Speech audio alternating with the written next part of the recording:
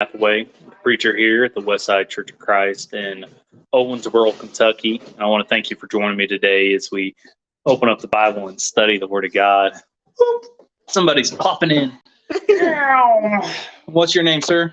Lyndon John Hathaway. Lyndon John Hathaway. And where do you go to church? Westside. Yeah. Say it. Westside. Westside. And so he's my little man. Anyways, we are in the book of Deuteronomy. Can you say Deuteronomy?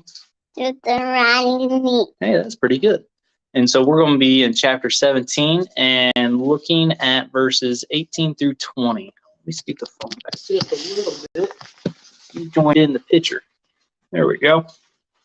And so Deuteronomy chapter 17, I'm going to be looking at verses 18 through 20.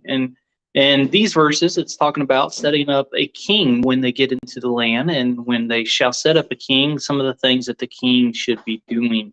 And so in verse 18, it says, "Now it shall come about when he sits on the throne of his kingdom, he shall write for himself a copy of this law on a scroll in the presence of the Levitical priest.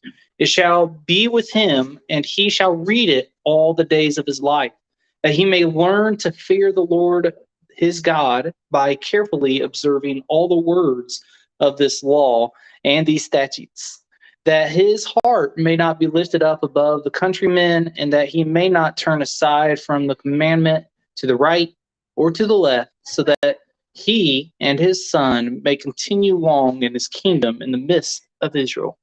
And so one of the things the king, the leader of Israel, was to do was to write the law down. And he was to write it in front of the Levitical priest, and then he was supposed to keep it with him all the days of his life, to read it all the days of his life. Again, something we should be doing today is studying the Word of God every single day. And again, that's why I do appreciate everybody who continues to watch these videos, hoping that you read the rest of the chapter on your own, and encouraging one another to continue to study each and every day as we have the opportunity, especially as we get put in leadership positions, whether that's as a husband for men, or as parents for men and women, or if it's in the congregation in which you worship at, putting into teaching classes, or maybe you're stepping up as a deacon, or stepping up as an elder, or you're the preacher. It's just, if we're going to get put in these leadership positions, and as Christians, we are lights of this world, and so we have the authority to go and teach others anyways. We need to make sure we know the Word of God, and that we make sure that we're not going either right or left, but going down the straight and narrow path that God has given us. So again, I want to thank you for joining me. I hope that you have a blessed day, and as always, the Lord is willing. Talk to you later. Bye-bye.